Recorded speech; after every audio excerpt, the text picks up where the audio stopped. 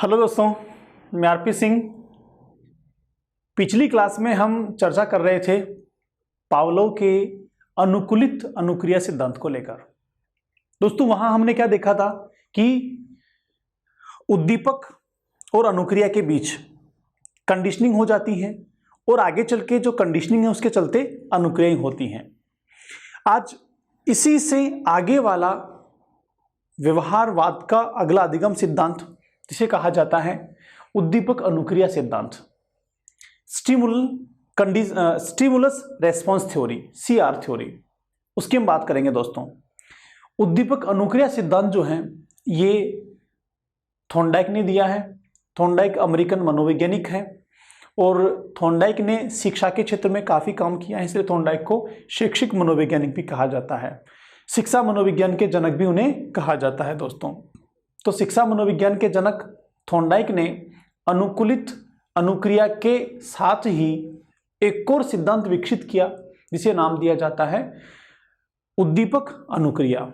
यहां पर क्या है, उद्दीपक के कारण अनुक्रिया होना है, स्टिमुलस के कारण रेस्पॉन्स होना है। यहाँ पर थॉर्नडाइक कहते हैं कि व्यक्ति या बालक सीखने के दौरान जो भी सीखता है वो उद्दीपक के कारण सीखता है, या फिर कोई भी जो अनुक्रिया होती हैं वो उद्दीपक के कारण होती हैं। तो यहाँ पर सीखने के लिए साहचर्य बनता है, एसोसिएशन बनता है, किस किस के बीच, उद्दीपक और अनुक्रिया के बीच। इसीलिए इसको साहचर्य से सीखना भी कहा जाता है। दोस्तों, एसोसिएशन लर्निंग भी इसमें होती है। सीखने के लिए उद्दीपक को इन्होंने महत्व दिया है। थॉर्नडाइक ऐसे मनोवैज्ञानिक हैं जिन्होंने अपने प्रयोग सबसे पहले पशुओं पर किए थे और जानवरों पर सबसे पहले अपने प्रयोग करके उन्होंने शिक्षा के क्षेत्र में उनको इजाद किया था। तो आइए चलते हैं, डिटेल से समझते हैं कि कैसे उद्दीपक अनुक्रिया का सिद्धांत काम करता है सीखने के क्षेत्र में, किस प्रकार थॉर्नडाइक ने इसको अपने प्रयोग के द्वारा सिद्ध करके कुछ नियम भी यहाँ पर प्रतिपादित किए हैं। उद्दीपक अनुक्रिया का सिद्धांत, स्टिमुलस रेस्पॉन्स थ्योरी। देखिए दोस्तों, यहाँ पर इस थ्योरी की बात करें तो यहाँ पर कुछ चीजें हैं। पहली तो क्या, थॉर्नडाइक अमेरिकन मनोवैज्ञानिक हैं। कहाँ के रहने वाले हैं, अमेरिका के हैं। तो अमेरिकन मनोवैज्ञानिक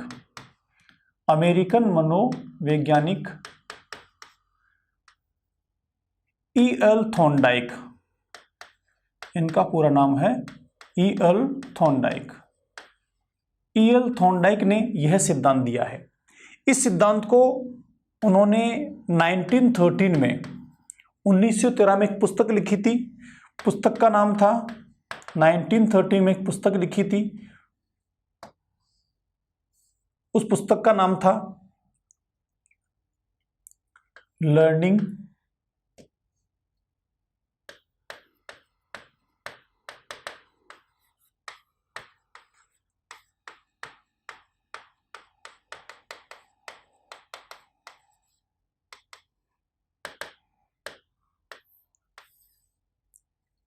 थॉर्नडाइक ने 1913 में एक पुस्तक लिखी थी। पुस्तक का नाम था learning and connectionism. Learning and connectionism पुस्तक के माध्यम से थॉर्नडाइक ने 1930 में इस सिद्धांत को प्रतिपादित किया। दोस्तों, इस सिद्धांत में सबसे पहले इन्होंने अपने प्रयोग किस पर किए, जानवरों पर किए। तो यहाँ पर यह भी इनके नाम पर आता है कि जानवरों पर प्रयोग करने वाले व्यक्ति कौन है, तो उनका नाम आएगा जानवरों के साथ प्रयोग। तो किसने किया दोस्तों, थॉर्नडाइक ने किया है। थॉर्नडाइक को कहा जाता है शैक्षिक मनोविज्ञान। ये शैक्षिक मनोवैज्ञानिक भी हैं, शैक्षिक मनोवैज्ञानिक हैं, और इन्होंने शिक्षा मनोविज्ञान को भी इजाद किया है। मनोविज्ञान की शाखा है शिक्षा मनोविज्ञान, एजुकेशन साइकोलॉजिस्ट के जनक हैं दोस्तों, एजुकेशन साइकोलॉजी के। तो थॉर्नडाइक जो हैं, इनका उद्दीपक अनुक्रिया सिद्धांत किन किन नामों से जाना जाता है, एक बार उसकी चर्चा करते हैं। पहली चीज ये, क्योंकि स्टिमुलस रेस्पॉन्स थ्योरी है तो इसको हम क्या कहते हैं, स्टिमुलस रेस्पॉन्स थ्योरी है, इसलिए इसको SR थ्योरी भी कहा जाता है। क्या कहते हैं दोस्तों, SR थ्योरी। S हो गया स्टिमुलस का और R हो गया रेस्पॉन्स का, तो शॉर्ट में इसको SR थ्योरी भी कहते हैं। SR थ्योरी के साथ साथ इसका दूसरा नाम है दूसरा नाम है इसका संबंधवाद का सिद्धांत। संबंधवाद का सिद्धांत। संबंधवाद के सिद्धांत के अलावा इसको बंध का सिद्धांत भी कहते हैं। बंध सिद्धांत, बंध सिद्धांत, बंध सिद्धांत बॉन्ड थ्योरी होती है, बॉन्ड थ्योरी। और अगर हम संबंधवाद की बात करें तो ये कनेक्शन थ्योरी होती है, कनेक्शनिज्म, थ्योरी ऑफ कनेक्शनिज्म। इसके अतिरिक्त दोस्तों इसका एक और नाम है संयोजनवाद। क्या नाम है? संयोजनवाद। इस सिद्धांत को संयोजनवाद का सिद्धांत भी कहा जाता है। इसके अलावा इस सिद्धांत को प्रयास और त्रुटि का सिद्धांत भी कहते हैं। कौन सा सिद्धांत? प्रयास और त्रुटि का सिद्धांत भी कहा जाता है। Trial and error, trial and error theory भी इसको कहा जाता है दोस्तों। प्रयास और त्रुटि को ही एक और नाम से जानते हैं, प्रयत्न व भूल, प्रयत्न व भूल का सिद्धांत भी इसे कहा जाता है। इसी सिद्धांत को दोस्तों पुनरावृत्ति का सिद्धांत भी कहते हैं। कौन सा सिद्धांत? पुनरावृत्ति का सिद्धांत। तो ये कुछ नाम हैं जिन नामों से सिद्धांत को जाना जाता है। और भी कोई नया नाम आ सकता है तो आपको इंग्लिश वर्जन ध्यान रखना, इंग्लिश में एक ही नाम होगा दोस्तों। देखिए, पहला है SR theory, stimulus response theory. Stimulus response theory का मतलब हो गया, यहां पर पहले स्टिमुलस होता है, उद्दीपक होता है, उसके कारण अनुक्रिया होती है, इसलिए इसको कहा जाता है SR theory, stimulus response theory. आगे की बात करें, दूसरा है संबंधवाद का सिद्धांत। देखिए यहां पर संबंध होता है, कनेक्शन होता है। किस किस के बीच कनेक्शन होता है दोस्तों? यहां पर कनेक्शन होता है स्टिमुलस और रेस्पॉन्स के बीच, इन दोनों के बीच संबंध होता है, इसलिए इसको संबंधवाद का सिद्धांत भी कहा जाता है। रेस्पॉन्स कब होगा? जब स्टिमुलस मिलेगा। अनुक्रिया कब होगी? जब उद्दीपक मिलेगा। अगला नाम है बंध का सिद्धांत। बंध का सिद्धांत या इसको बॉन्ड थ्योरी भी कहते हैं। बॉन्ड में भी बॉन्ड है, किस किस के बीच बॉन्ड है? स्टिमुलस और रेस्पॉन्स के बीच, इन दोनों के बीच बॉन्ड बन जाता है, इसलिए इसको बॉन्ड थ्योरी कहा जाता है। संयोजनवाद, यहां भी संयोजन है, कनेक्शन है, किस किस के बीच संयोजन है? यहां भी स्टिमुलस और रेस्पॉन्स के बीच में संयोजन है। प्रयास और त्रुटि का नियम, ट्रायल एंड एरर थ्योरी, बहुत इंपॉर्टेंट है। इस नाम से कई बार कई तरह के क्वेश्चन बने हुए हैं दोस्तों। प्रयास और त्रुटि, प्रयास और त्रुटि का नाम क्यों है इसका? इसीलिए कि यहाँ पर थॉर्नडाइक ने जब प्रयोग किया था तो अपने प्रयोग में बिल्ली के साथ उन्होंने किया था। इस प्रयोग में बिल्ली बार बार प्रयास करती हैं, हर बार जब प्रयास करती हैं तो प्रयास करने के दौरान उसको असफलताएं मिलती हैं। जो असफलताएं मिलती हैं उन असफलताओं को इन्होंने कहा है भूल या त्रुटि या फिर गलतियां। ऐसा करते करते एक प्रयास ऐसा होता है जहां पर सफलता मिलती है, बिल्ली भोजन प्राप्त कर लेती है। तो बिल्ली ने भोजन प्राप्त करना कैसे सीखा? बिल्ली ने भोजन प्राप्त करना सीखा विभिन्न प्रयासों से, विभिन्न त्रुटियों से, विभिन्न गलतियों से। इसलिए सिद्धांत को कहा जाता है प्रयास और त्रुटि का सिद्धांत, ट्रायल एंड एरर थ्योरी, प्रयत्न और भूल का सिद्धांत। कि जब भी हम सीखते हैं किसी भी नए काम को तो हमें बहुत सारे प्रयत्न करने होते हैं और उन प्रयत्नों में हर प्रयत्न हमारा सफल नहीं होता। तो जो प्रयत्न सफल नहीं होता वो क्या है? भूल है, त्रुटि है। जो प्रयास है वो प्रयत्न भी कहे जाते हैं, इसलिए इसको प्रयास और त्रुटि का सिद्धांत भी कहा जाता है। पुनरावृत्ति का सिद्धांत क्यों कहते हैं? पुनरावृत्ति का सिद्धांत दोस्तों इसलिए कहते हैं कि यहाँ पर कई प्रक्रियाएं बार बार होती हैं, प्रयास बार बार होते हैं, प्रयासों की पुनरावृत्ति होती है, इसलिए इसको पुनरावृत्ति का सिद्धांत भी कहा जाता है। तो हम बात कर रहे हैं उद्दीपक अनुक्रिया सिद्धांत की, जिसके ये कुछ नाम भी हैं। एक बार फटाफट रिवाइज करते हैं। सिद्धांत का नाम क्या हो गया? मूल रूप से उद्दीपक अनुक्रिया का सिद्धांत। उद्दीपक अनुक्रिया का मतलब क्या हो गया? कि किसी भी अनुक्रिया के लिए किसकी आवश्यकता है? उद्दीपक की आवश्यकता है, स्टिमुलस की आवश्यकता है। स्टिमुलस होगा तो रेस्पॉन्स होगा, इसलिए इसको स्टिमुलस रेस्पॉन्स थ्योरी कहा जाता है। किसने दी दोस्तों? ये दी थॉर्नडाइक ने। थॉर्नडाइक कौन है? अमेरिकन मनोवैज्ञानिक, अमेरिका के रहने वाले हैं। शिक्षा मनोविज्ञान के क्या है? ये जनक हैं। इन्होंने कौन सी किताब लिखी? किताब का नाम है लर्निंग एंड कनेक्शनिज्म। लर्निंग और कनेक्शनिज्म कब लिखी? 1913 में, 1930 में लिखी। सबसे पहले इन्होंने अपने प्रयोग किस पर किए? तो इन्होंने अपने प्रयोग जानवरों पर किए। ये कुछ बिंदु हैं जो आपको ध्यान रखने की आवश्यकता है। आगे चलते हैं दोस्तों। इन सिद्धांतों के इस सिद्धांत में थॉर्नडाइक ने अपने प्रयोग किस पर किए? बिल्ली पर किए। किस पर किए अपने प्रयोग? अपने प्रयोगों में उन्होंने बिल्ली को काम में लिया। बिल्ली को उन्होंने एक पजल बॉक्स में रखा जिसको उन्होंने नाम दिया उलझन पेटी का। क्या नाम दिया? उलझन पेटी का। इस उलझन पेटिका को पजल बॉक्स भी कहा जाता है दोस्तों, पजल बॉक्स। इस पजल बॉक्स के साथ उन्होंने बिल्ली के साथ कुछ परिस्थितियां उपलब्ध बनाई और उन परिस्थितियों के आधार पर उन्होंने एक प्रयोग किया। तो अब इसको हम डिटेल से एक बार पीपीटी में समझते हैं। तो चलिए आगे चलते हैं।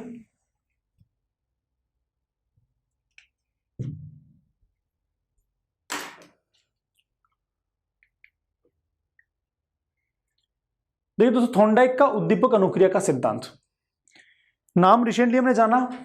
क्या क्या नाम है?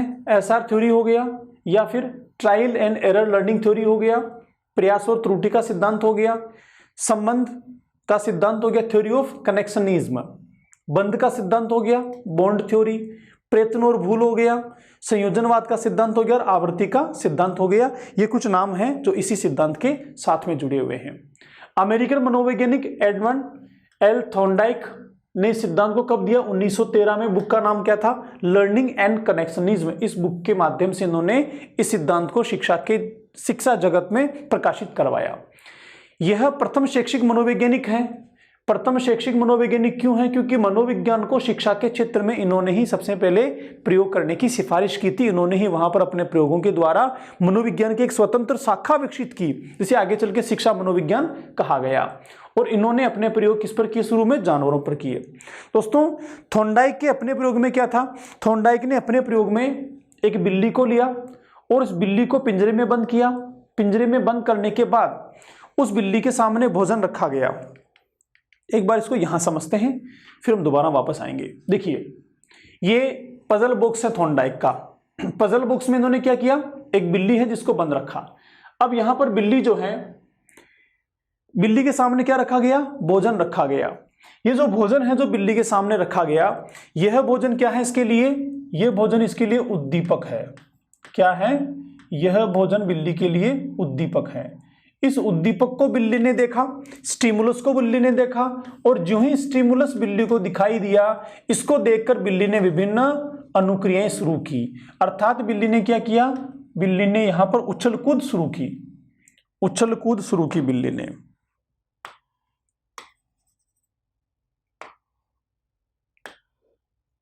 बिल्ली ने उछल कूद शुरू कर दी।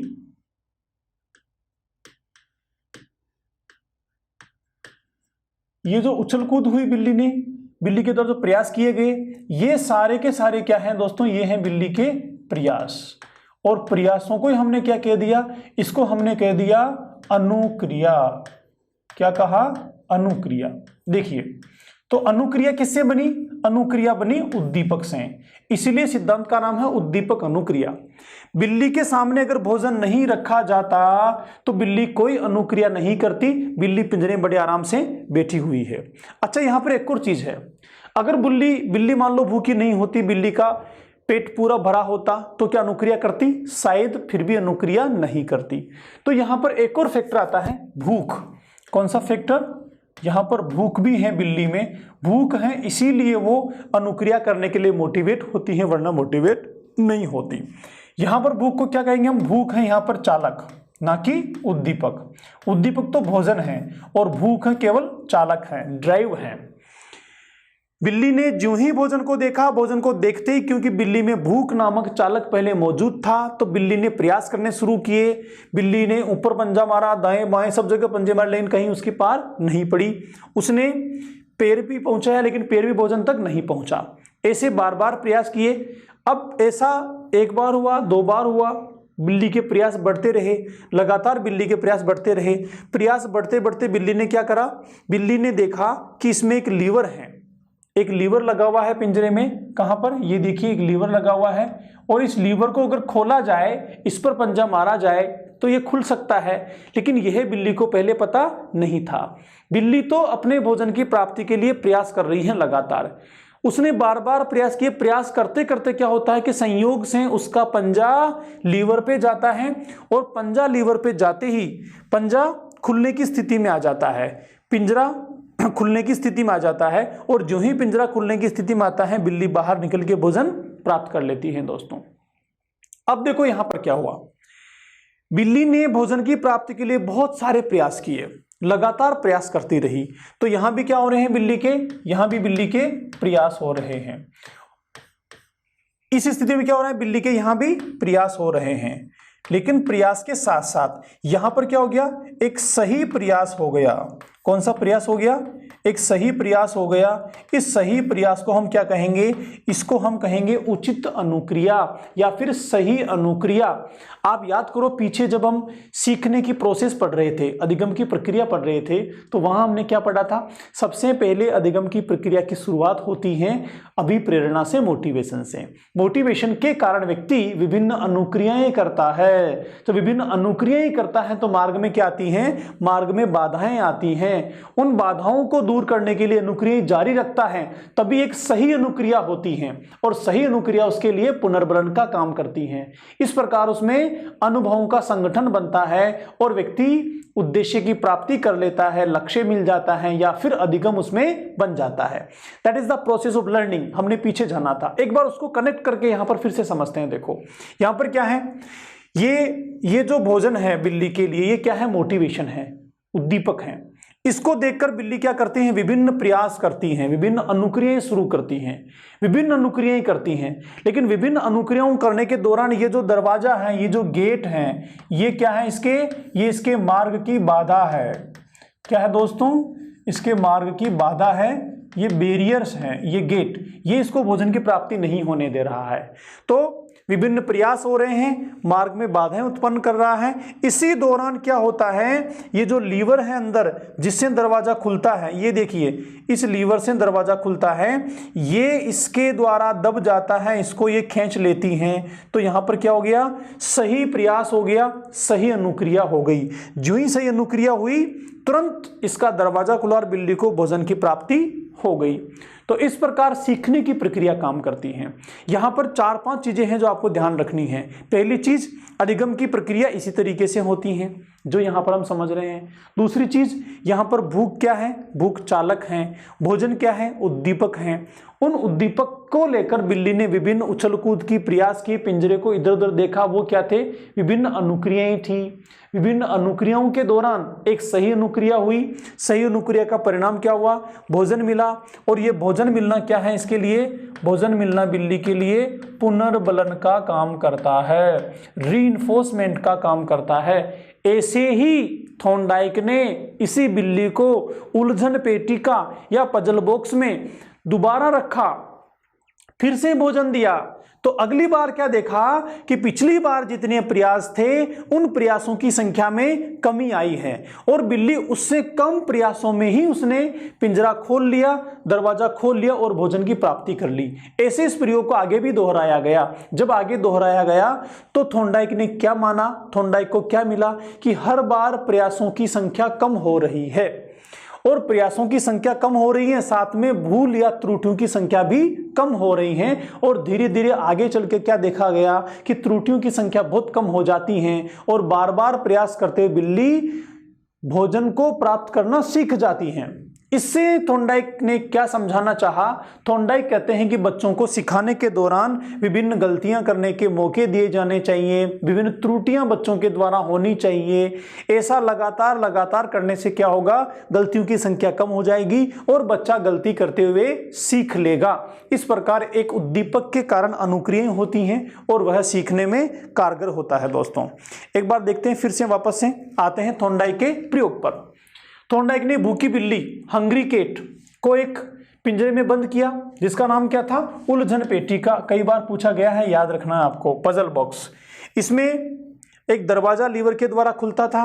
बिल्ली के सामने भोजन क्या है, उद्दीपक भी हैं, उत्तेजक भी हैं और चालक भी हैं। चालक यहाँ पर भूख है, जिसे देखकर बिल्ली ने प्रेरणा स्वरूप विभिन्न अनुक्रियाएं प्रारंभ की। अनुक्रियाएं किसके स्वरूप की, मोटिवेट होकर प्रेरणा के स्वरूप अनुक्रियाएं प्रारंभ की।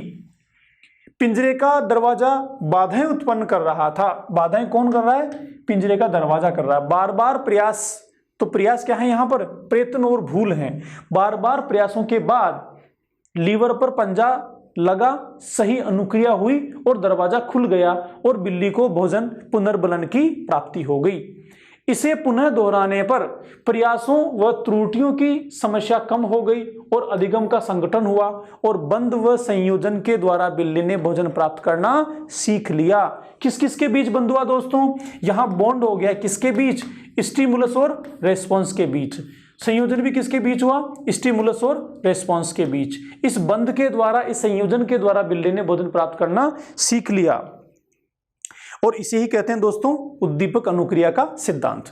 अब इस उद्दीपक अनुक्रिया के सिद्धांत के साथ थॉर्नडाइक ने सीखने के नियम दिए हैं दोस्तों। 3 मुख्य नियम हैं और 3 गौण नियम हैं, जिसे हम अगली क्लास में बात करेंगे। अभी आपको सिर्फ यहां पर क्या समझना है, दोबारा से 2 चीजें हमने जानी। पहली चीज तो क्या कि कोई भी अनुक्रिया कब होती है? जब उसके लिए उद्दीपक दिया जाता है। अर्थात थॉर्नडाइक कहते हैं कि उद्दीपक के कारण अनुक्रिया होती है, उद्दीपक से अधिगम होता है। अब एक बार हम तुलना करके देखते हैं। हमने 2 सिद्धांत पढ़े। पहला सिद्धांत पढ़ा पावलोव का, दूसरा पढ़ा थॉर्नडाइक का। तो पहले सिद्धांत में पावलोव क्या कहते हैं कि अनुक्रियाएं जो हैं वो अनुकूलन के कारण होती हैं, कंडीशनिंग के कारण होती हैं। लेकिन थॉर्नडाइक क्या कहते हैं कि अनुक्रियाएं जो हैं वो उद्दीपक के कारण होती हैं। देखो, दोनों ही सिद्धांतों में उद्दीपक भी हैं, अनुक्रियाएं भी हैं, स्टिमुलस भी है, रेस्पॉन्स भी है। दोनों के बीच साहचर्य है, एसोसिएशन है। लेकिन फर्क क्या है? पावलोव में अनुक्रिया के लिए अनुबंधन जिम्मेदार हैं और थॉर्नडाइक में अनुक्रिया के लिए उद्दीपक जिम्मेदार हैं। इतना सा फर्क आपको ध्यान रखना है। वहां अनुक्रिया कंडीशनिंग से हो रही थी और यहां अनुक्रिया उद्दीपक से हो रही है। ये दोनों में माइनर डिफरेंस है। तो फिर इस डिफरेंस से हम आगे क्लास में क्या समझेंगे कि बच्चों को सिखाने के लिए कोई ना कोई उद्दीपक देने की आवश्यकता होती है। किसी न किसी उद्दीपक के द्वारा ही व्यक्ति सीखता है, बालक सीखता है। और ऐसा करने से जब उद्दीपक देंगे, अनुक्रिया होगी, तो इस प्रक्रिया में कई सारी गलतियां होंगी, कई सारे प्रयास के साथ त्रुटियां होंगी। तो हमें ध्यान रखना है कि प्रयास करना चाहिए, अभ्यास करना चाहिए, चाहे त्रुटियां हो उसकी परवाह नहीं करनी चाहिए। बच्चों को सिखाने के दौरान आपको ध्यान रखने की आवश्यकता है। और स्पेशली जब प्राथमिक कक्षाओं की बात होती है तो प्राथमिक कक्षाओं में तो शिक्षकों को यह भी कहा जाता है कि जब भी बच्चे गलतियां करते हैं, आप एरर स्पॉट पे एरर्स को मत निकालिए, वहीं पर तुरंत उसको मना मत कीजिए, प्रक्रिया को चलने दीजिए। थोड़ा थोड़ा चलते चलते बच्चा स्वतः गलतियों को ठीक कर लेता है।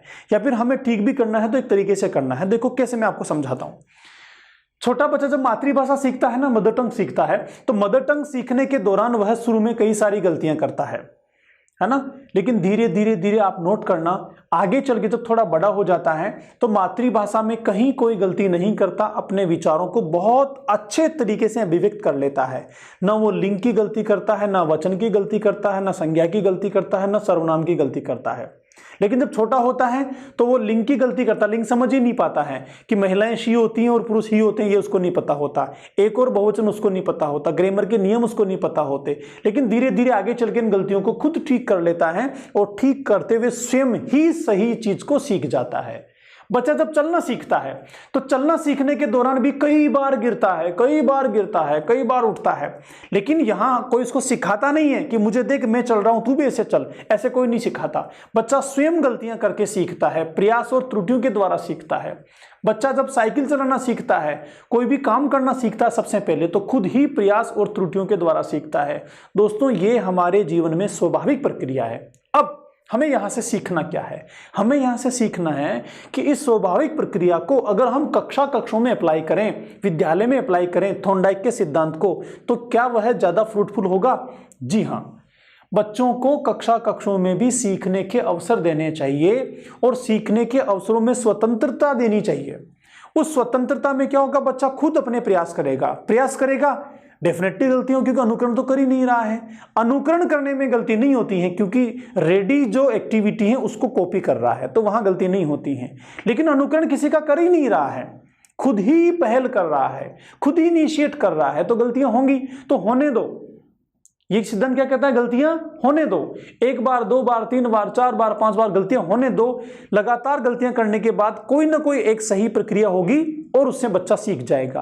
अब इसी काम को जब दोबारा बच्चा करेगा, अगली बार गलतियों की संख्या में कमी हो जाएगी, त्रुटियों की संख्या में कमी हो जाएगी, और तीसरी बार करेगा तो और कम गलतियां, चौथी बार करेगा तो और कम गलतियां। ऐसे करते करते एक समय आएगा कि बच्चा बहुत कम गलतियों के साथ तुरंत अधिगम को प्राप्त कर लेगा, बहुत कम प्रयासों से अधिगम को प्राप्त कर लेगा। यह मूल भाव है उद्दीपक अनुक्रिया सिद्धांत का। थॉर्नडाइक अल्टीमेटली हमें यही सिखाना चाहते हैं। दोस्तों अगली क्लास में हम बात करेंगे थॉर्नडाइक के सीखने के नियमों को लेकर। तब तक नमस्कार।